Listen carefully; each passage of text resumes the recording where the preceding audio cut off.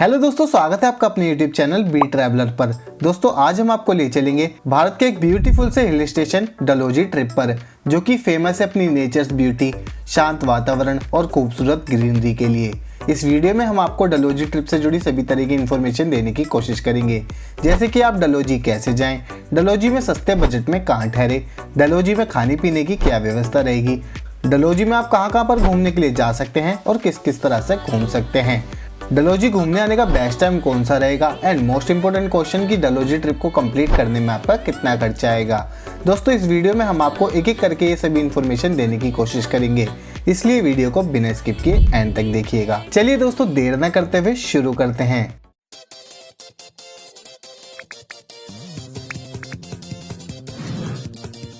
डलहौजी हिमाचल प्रदेश के चंबा जिले में स्थित एक ब्यूटीफुल हिल स्टेशन है, जो कि नेचर्स लवर्स, एडवेंचर लवर और कपल्स की घूमने वाली प्लेसेस की लिस्ट में जरूर शामिल होता है। डलहौजी हिमाचल प्रदेश के कुछ फेमस प्लेसेस जैसे शिमला और मनाली जितना फेमस तो नहीं है, लेकिन ये शिमला और मनाली जितना खूबसूरत जरूर है। एंड डलहौजी भीड़ भाड़ वाली जगहों से हटके एक सुंदर जगह है, एंड जो भी टूरिस्ट एक बार डलहौजी आता है वो दोबारा यहाँ पर घूमने के लिए जरूर आता है। डलहौजी फेमस है अपनी ग्रीनरी, नेचर्स के ब्यूटीफुल नज़ारे, snowfall, adventure activities and street food के लिए। अगर आप पहाड़ों पर स्ट्रीट फूड को एंजॉय करना पसंद करते हैं तो आपको हिमाचल प्रदेश के इस खूबसूरत प्लेस पर ज़रूर आना चाहिए। और डलहौजी कपल्स की पहली पसंद रहता है, क्योंकि एक शांत प्लेस है जहां पर आप अपनी पीसफुल ट्रिप को काफ़ी अच्छे से एंजॉय कर सकते हैं।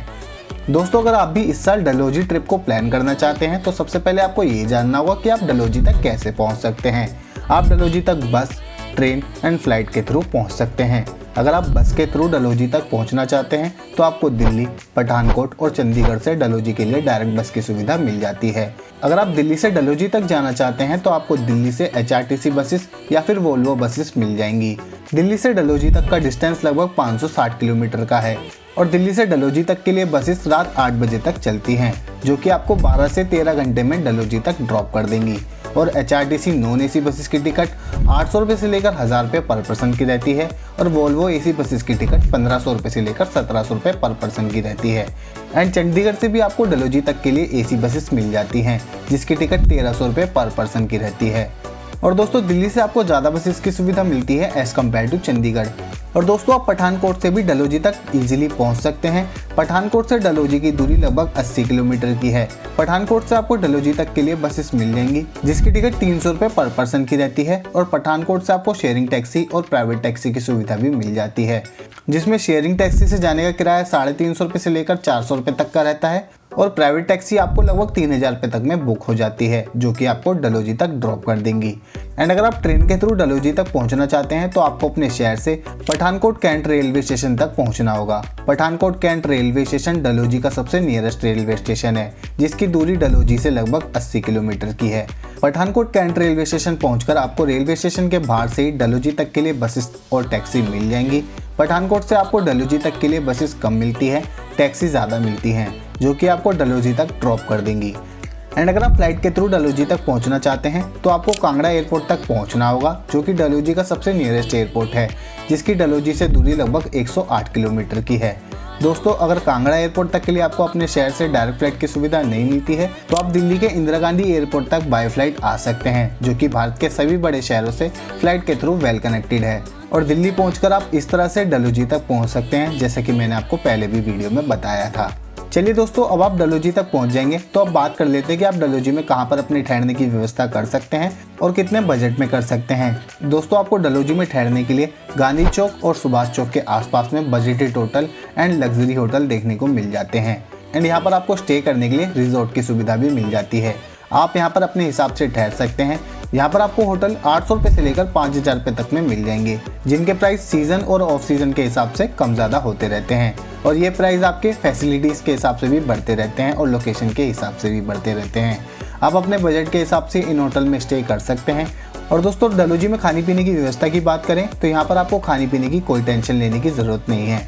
आपको आपके होटल के पास में ही काफ़ी सारे रेस्टोरेंट देखने को मिल जाते हैं एंड शॉप्स भी देखने को मिल जाती है, जहाँ पर आप अपने खाने पीने की व्यवस्था कर सकते हैं। यहाँ पर आपको एक नॉर्मल थाली की कॉस्ट 200 रुपये से लेकर 300 रुपये तक की आएगी, जिनमें आप इजीली एक टाइम के खाने पीने की व्यवस्था कर सकते हैं। और दोस्तों अगर आप डलहौजी में स्ट्रीट फूड को एंजॉय करना चाहते हैं तो मॉल रोड पर आप मार्केट में स्ट्रीट फूड का आनंद ले सकते हैं, जिनके बारे में मैं आपको वीडियो में आगे भी बताऊंगा। तो चलिए दोस्तों अब बात करते हैं कि आप डलहौजी में डे बाय डे कहाँ पर घूमने के लिए जा सकते हैं। दोस्तों आप सबसे पहले डे 1 में अपने होटल से ही गांधी चौक पर घूमने के लिए जा सकते हैं। अगर आप सुभाष चौक पर ठहरे हैं तो आप गांधी चौक तक पैदल जा सकते हैं। सुभाष चौक से गांधी चौक तक का डिस्टेंस लगभग 1 किलोमीटर का है। और अगर आप गांधी चौक पर ठहरे हैं तो आप अपने होटल के पास में ही पैदल घूमने के लिए जा सकते हैं। सबसे पहले आपको गांधी चौक पर सेंट जॉन चर्च देखने को मिलता है, जहाँ पर आप जरूर जा सकते हैं। और उसके बाद आप यहीं पर हॉर्स राइडिंग को भी इंजॉय कर सकते हैं, जिसको काफी लोग इंजॉय करते हैं। और उसके बाद आप पास में ही वॉकिंग डिस्टेंस पर चलकर मॉल रोड के लिए भी जा सकते हैं। ये पूरी एक मार्केट है जहाँ पर आपको शॉप्स देखने को मिल जाती है, जहाँ पर आप शॉपिंग भी कर सकते हैं। और यहाँ पर आपको काफ़ी सारे स्ट्रीट फूड की शॉप भी देखने को मिलती है, जहाँ पर आप इन स्ट्रीट फूड को एंजॉय कर सकते हैं। और दोस्तों इन स्ट्रीट फूड को टेस्ट करने के बाद आप 1 किलोमीटर की वॉक करके सुभाष चौक तक पहुँच जाएंगे। सुभाष चौक पर आपको सेंट फ्रांसिस चर्च देखने को मिलेगा, जहाँ पर आप ज़रूर जा सकते हैं। एंड उसके बाद आप सुभाष चौक से आसपास की पहाड़ियों के नज़ारे भी देख सकते हैं, जो कि आपको गांधी चौक पर देखने को नहीं मिलेंगे।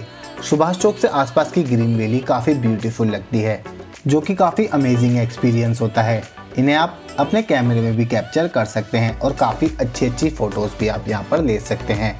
सुभाष चौक में एंजॉय करने के बाद आप डिनर करके उस रात आप अपने होटल में रेस्ट करने के लिए जा सकते हैं। और उसके बाद आप नेक्स्ट डे यानी कि डे 2 में सबसे पहले खजियार के लिए जा सकते हैं। डलहौजी से खजियार की दूरी लगभग 20 किलोमीटर की है, जहाँ तक जाने के लिए आप स्कूटी या फिर बाइक रेंट पर लेकर जा सकते हैं, जो कि आपको गांधी चौक के आसपास से ही मिल जाएंगी।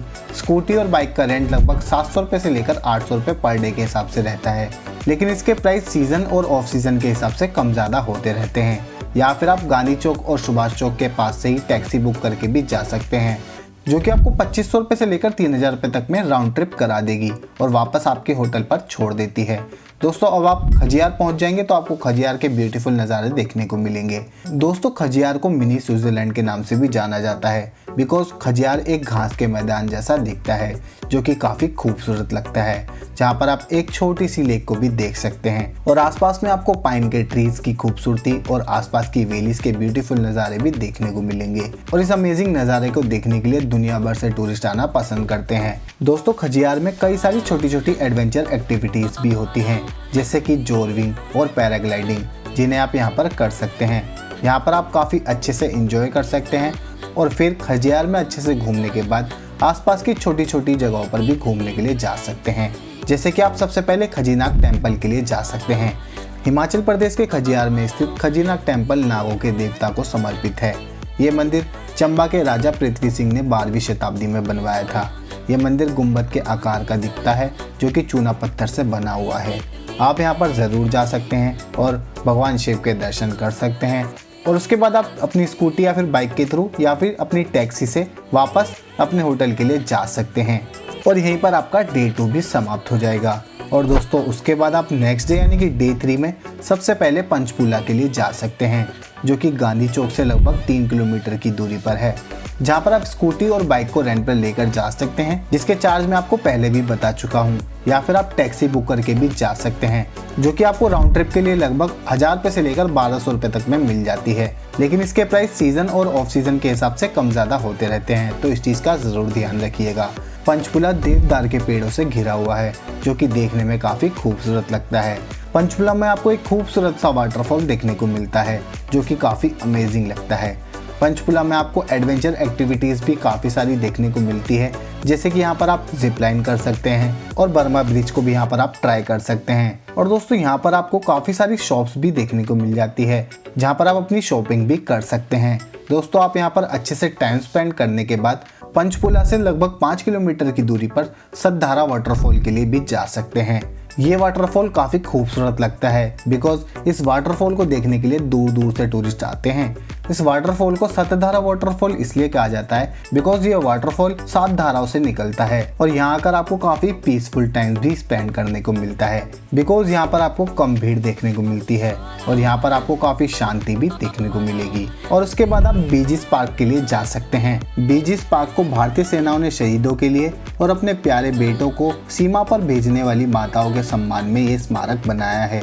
टूरिस्ट और यहाँ के लोकल लोग भी अपने बच्चों और परिवारों के साथ काफ़ी अच्छा समय बिताने के लिए यहाँ पर आ सकते हैं। यहाँ की एंट्री फीस निःशुल्क है। यहाँ पर आप अच्छे से टाइम स्पेंड कर सकते हैं एंड उसके बाद आप अपने होटल के लिए वापस लौट सकते हैं। यहीं पर आपका डे 3 भी समाप्त हो जाएगा और उसके बाद आप नेक्स्ट डे यानी कि डे 4 में सबसे पहले रॉक गार्डन के लिए जा सकते हैं। दोस्तों, रॉक गार्डन डलहौजी में चंबा रोड पर स्थित है। रॉक गार्डन अपनी शांति और नेचर्स ब्यूटी के लिए फेमस है और इसी वजह से रॉक गार्डन एक फेमस पिकनिक स्पॉट भी है, जहाँ पर आप अपने परिवार और दोस्तों के साथ जा सकते हैं और भीड़ भाड़ से दूर अच्छे से आराम भी कर सकते हैं और नेचर्स की सुंदरता का आनंद भी ले सकते हैं। और उसके बाद आप चमेरा लेक के लिए जा सकते हैं, जो कि काफ़ी अमेजिंग लेक है। ये लेक वैलीज के बीच में काफ़ी सुंदर दिखाई पड़ती है एंड इस लेक में आप बोट राइडिंग को भी इंजॉय कर सकते हैं, जो कि एकदम अमेजिंग एक्सपीरियंस रहता है। इसमें आपकी स्पीड बोट की टिकट 500 रुपये पर पर्सन की रहती है और मोटर बोट की टिकट 400 रुपये पर पर्सन की रहती है। इस लेक में बोट राइडिंग करने का भी एक अलग ही मज़ा है। दोस्तों, इसी के साथ आपका डे 4 भी समाप्त हो जाएगा और इसी के साथ आपकी डलहौजी ट्रिप भी समाप्त हो जाएगी। और दोस्तों, अगर आपके पास डलहौजी में घूमने के लिए और भी समय है तो आप डे 5 में और भी जगहों पर घूमने के लिए जा सकते हैं, जैसे कि आप गंजी पहाड़ी के लिए जा सकते हैं, चामुंडा देवी टेम्पल के लिए जा सकते हैं एंड देनकुंड पीक के लिए भी जा सकते हैं, जो कि एक अमेजिंग ट्रैक रहता है। ये सभी प्लेसेस भी काफ़ी खूबसूरत प्लेसेस हैं, साथ में काफ़ी फेमस प्लेसेस भी हैं।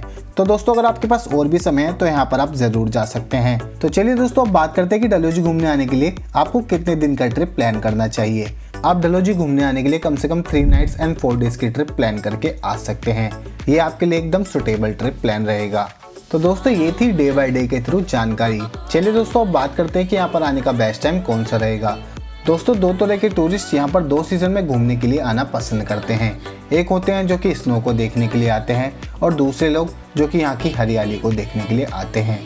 अगर आप स्नो के टाइम में यहाँ पर आना चाहते हैं तो आप दिसंबर से लेकर फरवरी के बीच में यहाँ पर आ सकते हैं और अगर आप यहाँ की हरियाली को देखने के लिए आना चाहते हैं तो आप अप्रैल से जून के बीच में यहाँ पर आ सकते हैं। दोस्तों, ये दोनों टाइम एकदम बेस्ट टाइम रहते हैं यहाँ पर आने के लिए, तो आप अपनी पसंद के हिसाब से इन दोनों में से किसी भी सीजन में यहाँ पर आ सकते हैं। और अगर बात करें कि इस पूरी ट्रिप को कंप्लीट करने में आपका कितना खर्चा आएगा, तो इस पूरी ट्रिप को कंप्लीट करने में एक पर्सन का खर्चा 7,000 रुपये से लेकर 8,000 रुपये तक का आएगा। दोस्तों, इस खर्चे में मैंने आपका सिर्फ डलहौजी पहुंचने के बाद का खर्चा इंक्लूड किया है और किसी भी तरह की एडवेंचर एक्टिविटीज़ का खर्चा और शॉपिंग का खर्चा इसमें मैंने आपका इंक्लूड नहीं किया है। तो दोस्तों, आज की वीडियो में बस इतना ही। आई होप आपको मेरी इस वीडियो से डलहौजी ट्रिप से जुड़ी सभी तरह की जानकारी डिटेल में मिली होगी।